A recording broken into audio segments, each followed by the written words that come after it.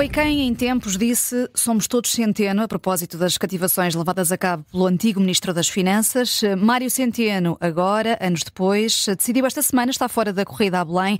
Adalberto Campos Fernandes, ex-Ministro da Saúde, muito bem-vindo. Obrigado, boa tarde. Para irmos diretos ao assunto, foi uma das primeiras vozes a lançar o agora Governador do Banco de Portugal para a corrida presidencial do próximo ano. Quão desiludido fica com esta decisão e que impacto pode ter para os objetivos do PS? Bom, desiludido ficamos porque não apenas eu, mas seguramente muitos socialistas e até muitos portugueses que não são da área socialista e que nas sondagens manifestavam a intenção de votar em Mário Centeno.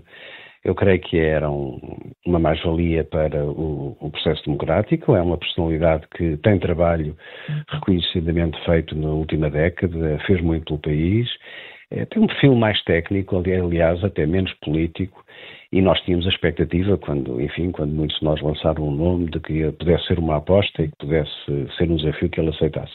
Compreendemos, naturalmente, um exercício de reflexão pessoal que ele referiu, de acordo com a sua família e, portanto, como se sabe, a candidatura presidencial é um impulso individual e pessoal e, portanto, nós podemos lamentar, achar que a corrida fica diminuída no seu valor, mas, enfim, a vida continua e, portanto, haverá seguramente mais oportunidades e mais desafios.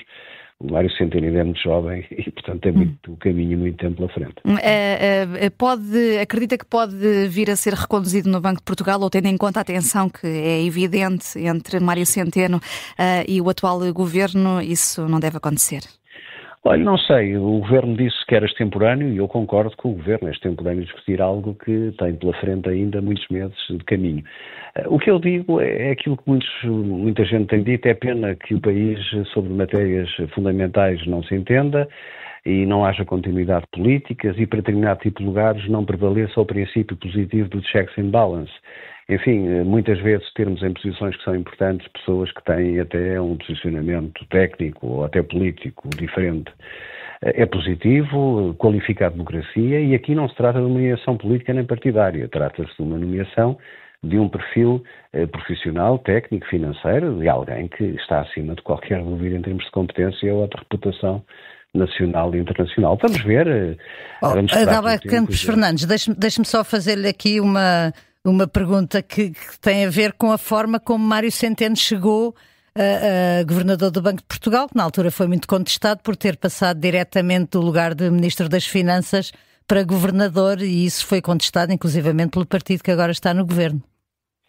Sim, podemos em abstrato dizer que esses processos deviam ter uma regulação ética que fosse aceita sobretudo pelos partidos que têm habitualmente responsabilidades de governo.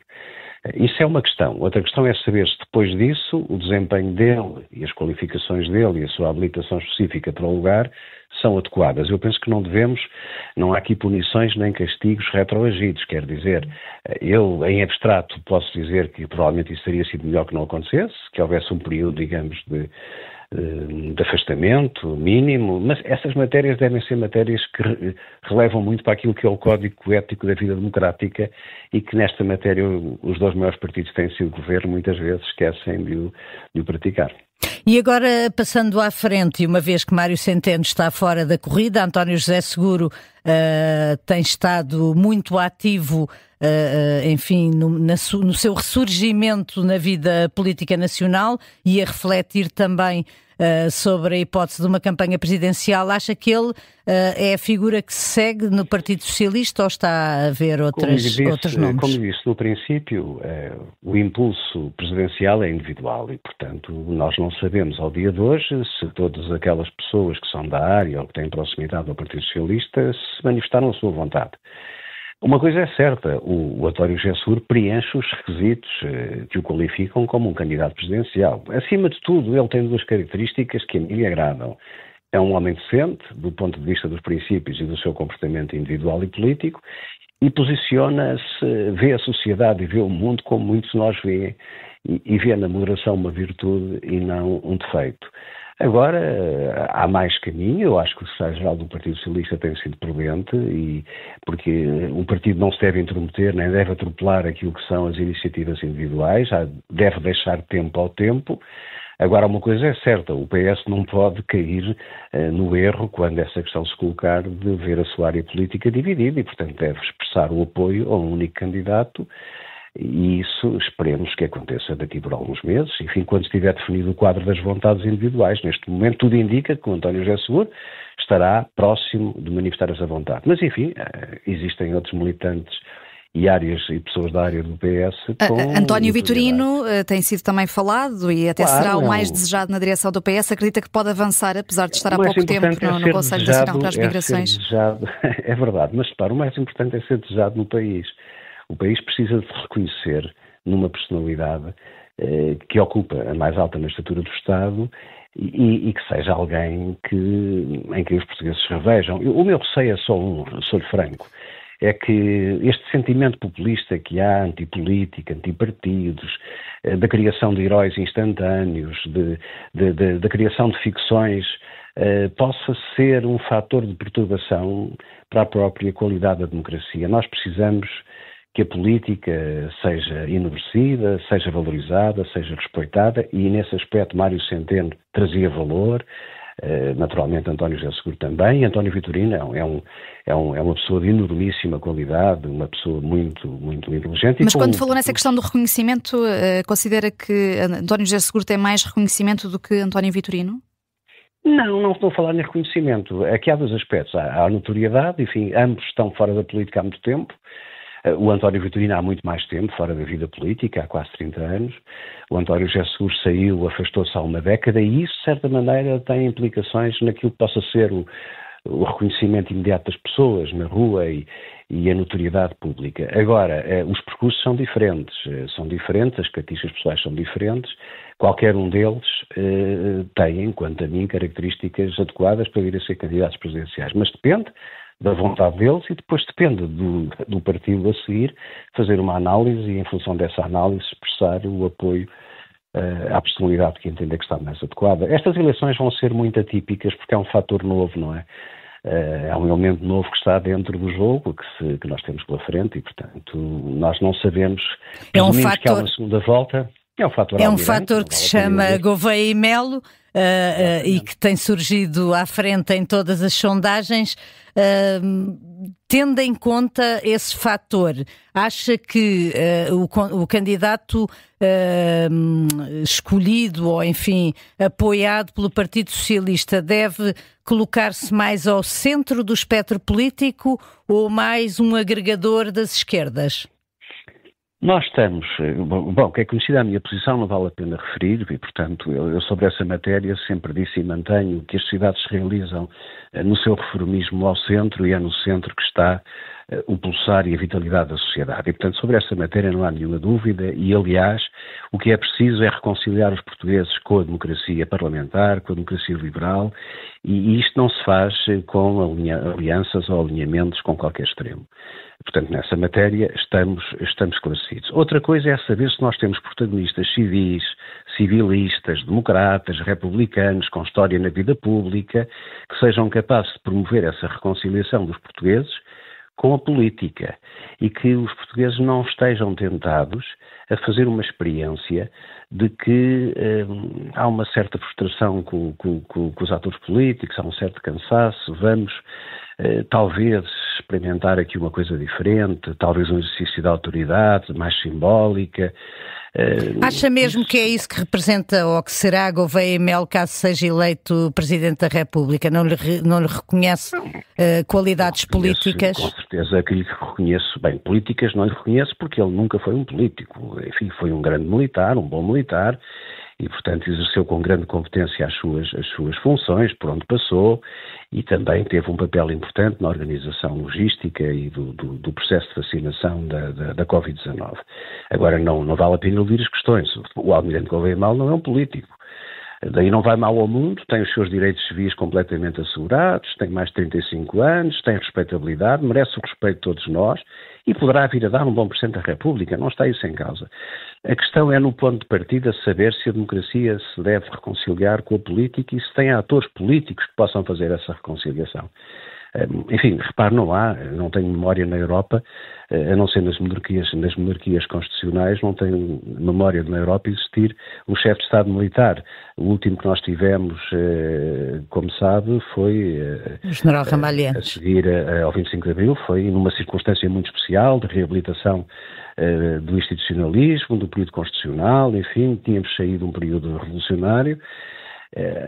Não quer dizer que os militares estejam inibidos de exercer o direito e de exercerem essa opção. Agora, nós temos de facto que nos interpelar sobre quais são as motivações e quais são as razões porque efetivamente essa opção é feita, e sendo respeitável, não será de muitos portugueses, naturalmente. E uma dessas razões, deixe-me perguntar-lhe, uma dessas razões tem-se dito, ou enfim, algum comentariado tem dito que pela primeira vez não há ninguém da classe política obviamente presidenciável, que Marcelo Rebelo de Sousa foi o último e que todas as figuras que agora se apresentam não têm o currículo que os presidentes da República da nossa democracia tiveram.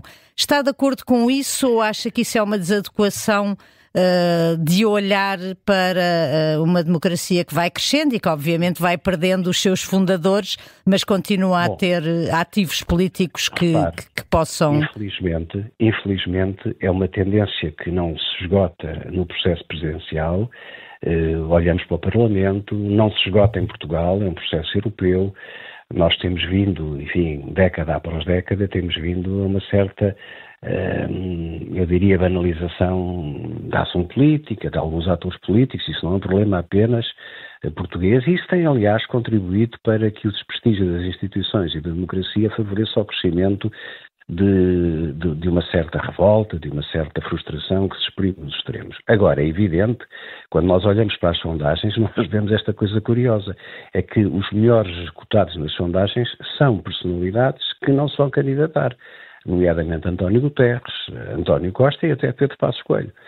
O que significa que os portugueses gostariam de ter um outro tipo de perfil, e é isso que está a dizer, provavelmente um perfil mais experiente, mais maduro, com mais provas dadas, mas isso é o que é. Nós temos este perfil de candidatos que naturalmente merecem a nossa consideração, são diferentes dos perfis antigos, dos presidentes que tivemos no passado. São menos agregadores, independentemente das tendências políticas. Sobretudo num momento, e é esse o meu receio, no momento em que se colocará uma segunda volta inevitavelmente, há aqui o risco de o voto útil ter pouca utilidade, faço-me entender, quer dizer, nós não vamos escolher o bem maior, mas podemos ir para uma lógica de voto pelo mal menor, e isso em democracia não é bom. E voltando só aqui rapidamente à área socialista, tivemos candidatos no passado que até poderiam eventualmente recandidatar-se agora. Sampaio da Nova ou Ana Gomes, veria com bons olhos uma recandidatura de um dos dois? Falou há bocadinho sobre as opções e sobre o sentimento da agregação. Sou-lhe franco, respeito ambas as personalidades e acho que são duas pessoas com grande qualidade política, mas afastam-se mais daquela ideia que eu defendo, que atualmente é importante, que é retomar o território da moderação e recentrar o país com a democracia e com o parlamentarismo e com o institucionalismo por essa via. Mas naturalmente que são pessoas com grande qualidade, qualquer uma delas, como seriam à direita, no espectro de direita, do centro-direita, seriam eventualmente Pedro Passos Coelho. Enfim, são candidatos que são menos agregadores, são mais divisivos. Quer Ana Gomes, quer Pedro Passos Coelho, dividem mais do que juntam pelas suas características pessoais e institucionais e políticas. Adalberto Campos Fernandes, como foi Ministro da Saúde, e só para terminarmos mesmo, gostava de lhe perguntar, o Governo falhou o objetivo de acabar com os atrasos nas cirurgias, mais de 17 mil ficaram por marcar até ao final do ano passado. Ainda esta semana ouvimos a Ministra da Saúde recusar que o plano de emergência para a saúde esteja a falhar. Que avaliação é que faz? Bom, em saúde há aqui uma dificuldade que é uma dificuldade que é histórica e que não é só portuguesa, que é o desalinhamento entre as expectativas e a realidade. É muito imprudente nós em saúde sermos voluntaristas e termos de facto fixarmos objetivos que são de difícil realização. Isso depois gera uma frustração enorme, não é? E mais do que noutros setores. Eu creio que o Governo terá que assumir que não há uma correspondência entre os objetivos e os resultados e terá que fazer pela vida no sentido de os pôr em linha com os objetivos. As coisas são como são. Na política não existem milagres, no setor da saúde ainda menos, pela sua complexidade e pelo aquilo que estamos, pelo verdadeiro vendaval de transformação que estamos a ter na nossa sociedade, da sua composição social, demográfica e portanto, aqui alguma prudência seria importante ter e, sobretudo, um excesso de voluntarismo acaba por gerar depois frustração, que é o que nós temos agora em cima da mesa neste momento. Adalberto Campos Fernandes, muito obrigada por ter ido direto ao assunto na tarde política da Rádio Observador. Bom fim de semana aqui. Igualmente. A propósito deste plano de emergência para a saúde e também das presidenciais, agora que o favorito de Adalberto Campos Fernandes, Mário Centeno, está fora da corrida a Belém.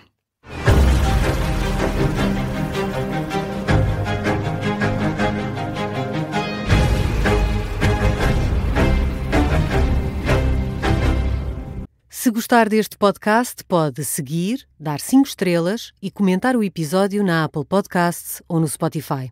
Pode também subscrever e gostar no YouTube. Assim recebe uma notificação sempre que houver um novo episódio.